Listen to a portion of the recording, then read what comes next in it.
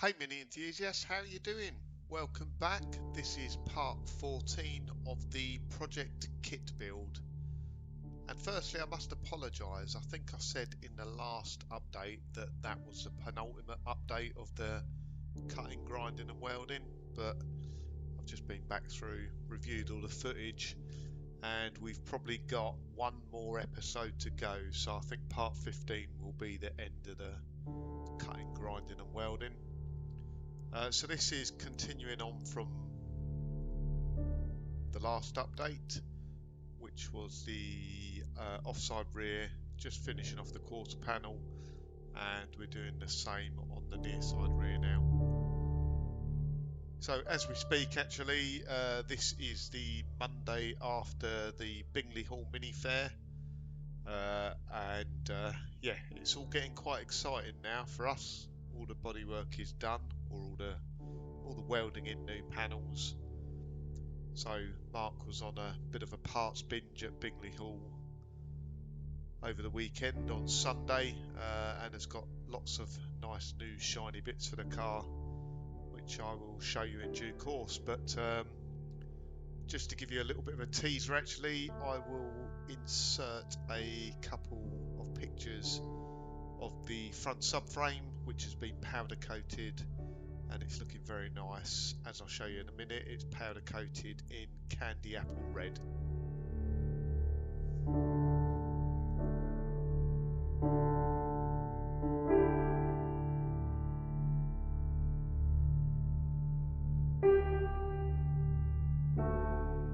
So there we go. I think they look pretty stunning, don't they? So the final paintwork has yet to be completely finalised, although I think Mark's quite settled on what he wants. So obviously it's going to be gloss black, like KITT, but it wants to stand out a little bit more than that. It needs to be a show car, so it's going to have metal flake in the paint, and quite a lot of metal flake as well, so that should really make the bodywork pop.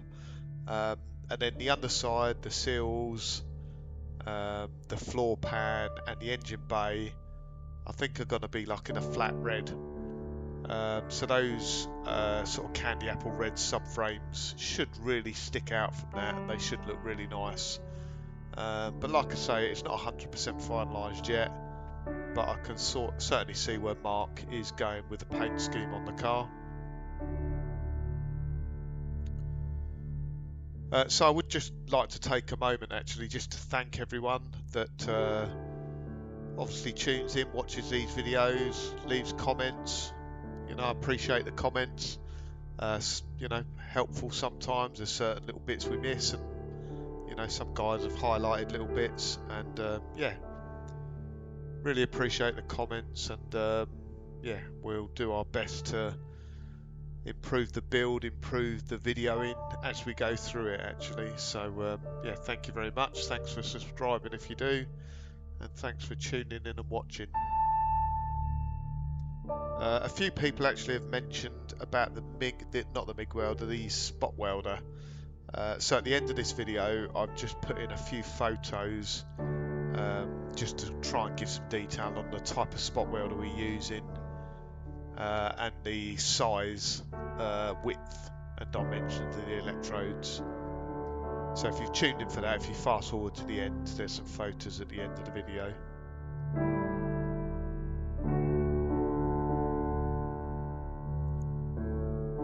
So I do apologise a bit for not going through the detail on this side, but it's basically, if you watch the earlier videos, it's just a mirror image obviously of the offside, so there's not a great deal to talk about there. It was pretty much the same repair and panels to be repaired on both sides, albeit this side, when we were fitting the seals and the heel board, was a little bit easier on this side. So at the moment, just measuring up that quarter panel, the repair panel at the back there. And like I've said before, actually, that repair panel is actually flat. The original quarter panel on the car is curved, so it can be a little bit difficult. And if you can remember on the other side, to stop that panel warping, I was cooling it down with a wet rag. And this side, I'm going to try something different and just basically blowing a cold air line over it.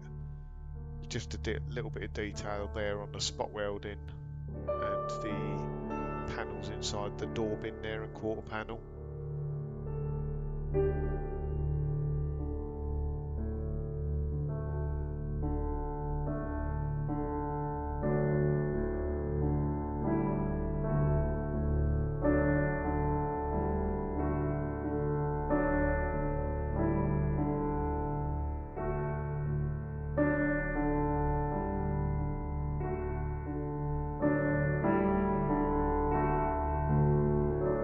So we're just getting the airline ready there, and it was quite a,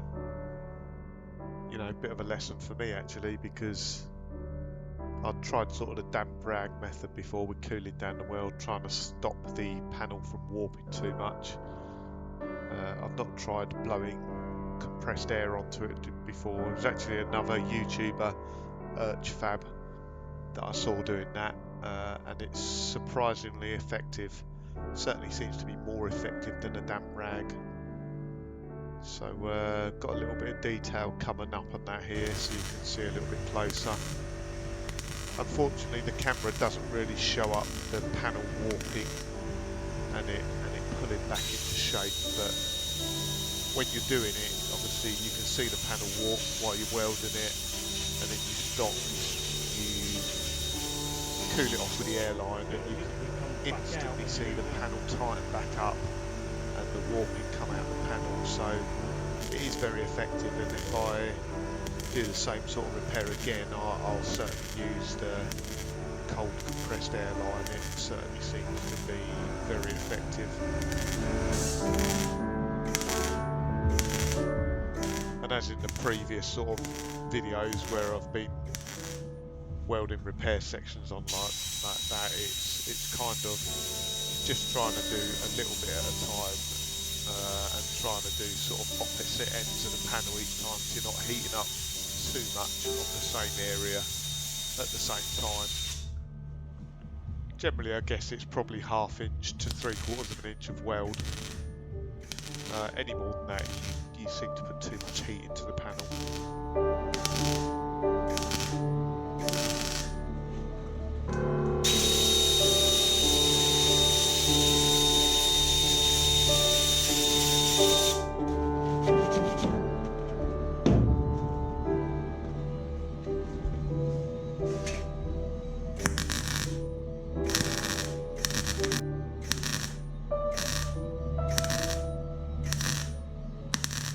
So you notice there we have a triangular section that needs a bit of panel making up for it actually. Unfortunately, they don't do a repair panel that shape, but it was really just a case of cutting out the rust regardless really. So the shell now, is 100% free of rust. Anything that was rusty or even slightly rusty has now been cut out of the shell. So at the moment, all I'm doing is drawing sort of a template for the repair section we got to put in there, and we're using this metal cutting tool in the vise here. So tin snips are pretty good, although you struggle a little bit when you've got to go around corners with tin snips. So this is a nice handy little effective tool. It ratchets and cuts through the metal as you go quite neatly. So we've got the repair section in place there now, and it's just a case of tacking that in and welding it in place.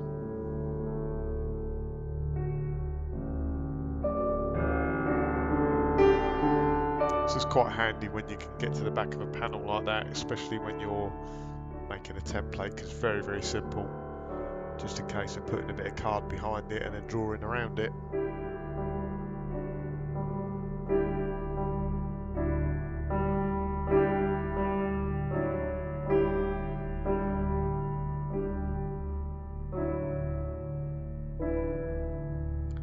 So we are cracking on at a pace with the car. A few people have asked me when we expect to get it done, and thanks for the kind comments, and you know, quite a few people have commented on how quickly the build's going. Like I say, when there's two of you it's a lot easier,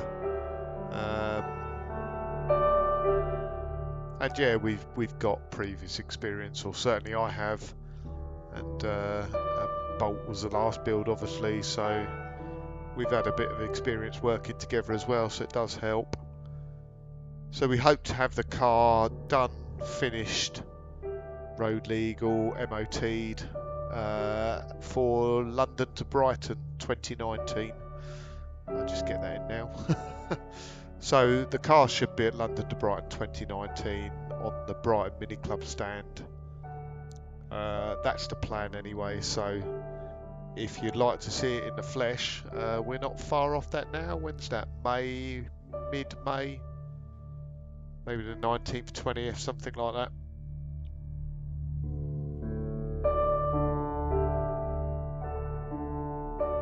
Actually feels like that's quite a long way off now. We're sort of 4 months off that, but I'm quite conscious there's going to be quite a lot of detail on this car, especially around the electronics. So that could make it all a little bit more complicated.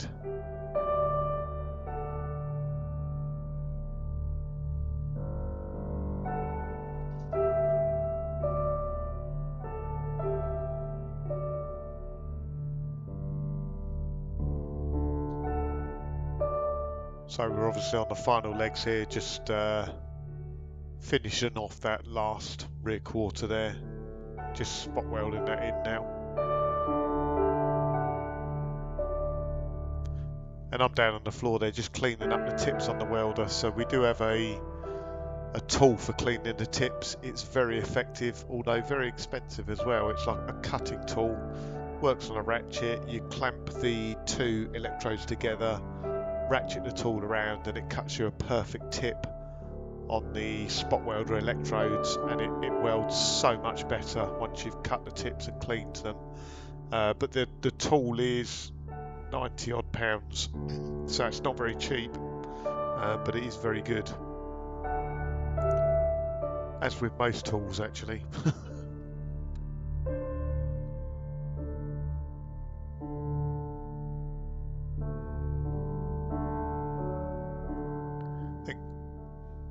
Mark's obviously just going along cleaning up the welds there. I'm inside the car at the moment, out of shot, and just doing the final welds on the cross member. So that's where the cross member each side meets the inner sill. Those panels won't weld in at the moment, so I'm just there welding up and finishing off those panels.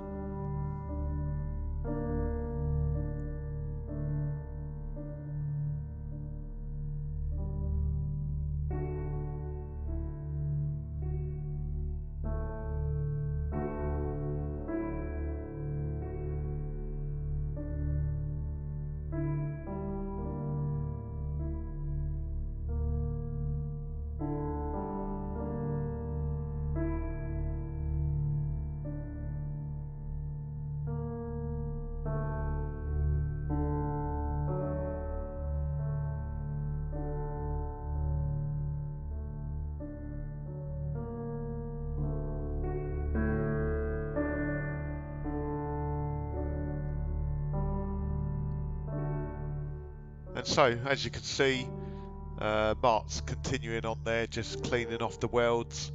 So we tend to stick what we're good at. So I'm good at welding, Mark is good at grinding away the welds. So I try not to give him or leave him too much weld to grind away, try and do as neat a job as possible. But yeah, Mark picks up the welding as we go along as well, but really, because of the speed of the build, we need to concentrate on who's good at what. So as we go round, occasionally Mark will find little areas that I've missed with welding and that sort of thing. And there's a perfect example here where there's just a small gap where all those sort of there's about 3 panels that all meet together right on that rear corner. It's just a little gap there, which one of the subscribers actually kindly pointed out, so thank you for that. But same on both sides, it just leaves a little gap. So as I say, as we go along, Mark's kind of quality control picks up on the little bits I miss as we go round, and sometimes it's not always so obvious. So once you grind away the weld, there's little areas where you don't get good enough penetration, or you leave some sort of pinholes or something like that. So Mark does the quality control as we go. I've had a few people comment about the green screen on the left. Actually, they're welding curtains, velcroed together, joined floor and ceiling, and that's just to stop all the dust, grinding metal and everything like that ending up in the rest of the workshop. So the workshop's obviously bigger than you can see on the camera. Behind the green screen is bolt, so there's a small ramp behind there. It's sitting on the ramp at the moment, and the green curtains are there just to make sure we don't cover everything else in dirt and grinding dust. So we just moved on to the final bit now. So like I say, there will be one more update on the bodywork, which will be replacing that rear valance, both closing panels. But just as we get towards the end of this video, I just start removing that rear valance there. It's more difficult than I was expecting it to be, actually. So you've got the spot welds obviously on the rear lip, and that rear lip has 3 panel joins on it. So it's the rear valance, the boot floor, and the rear panel, and they all come together there. So it's quite difficult to unstitch them without damaging another, so you've got to be quite careful. You don't want to hammer and chisel too hard, because you don't want to distort either the boot floor or the rear panel. And just with the rest of the shell really, and any Mini, the spot welds are pretty random. They're not always in exactly the same place. Well, they're never in exactly the same place. It can be difficult sometimes to find where the spot welds are, and that was certainly the case on the back there. And of course we get to the point we had plenty of spot weld drills to begin with, but they gradually get worked through and wear out as you go.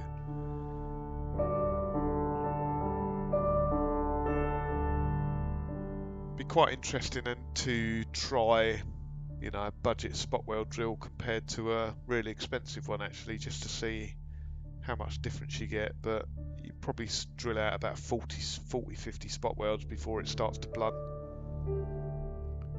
And a cameo appearance by Mark's wife there, Lucy. So the car's being built for her. She was actually being a bit cheeky there and taking a sneaky photo of us while we weren't looking, posting it to Facebook with a caption contest. You're pretty good, but your style is no match for mine.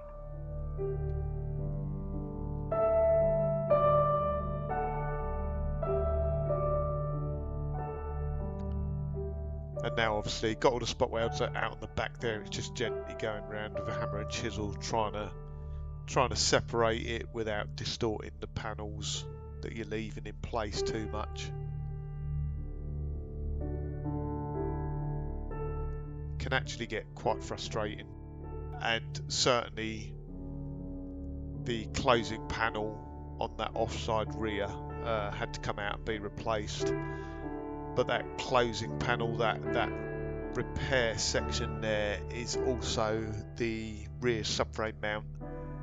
So as I can see, showed it to the camera there, that rear subframe mount probably has, let me think, there are probably 15 spot welds which go between that panel and the floor. So obviously you've got to find all those spot welds, drill them out, and gradually unpick the panel from the boot floor without being too violent and without damaging the metalwork.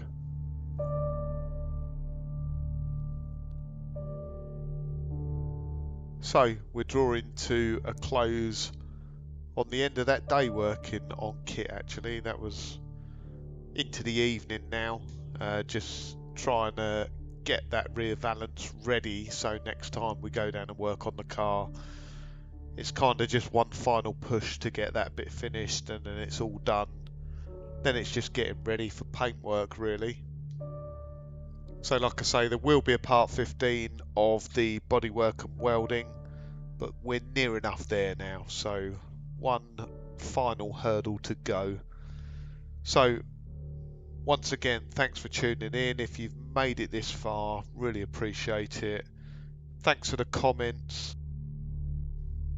Please subscribe if you don't do. Hit the bell button wherever that is to give you a notification that new updates come in. And as I say, as promised, just some photos of the spot welder we use.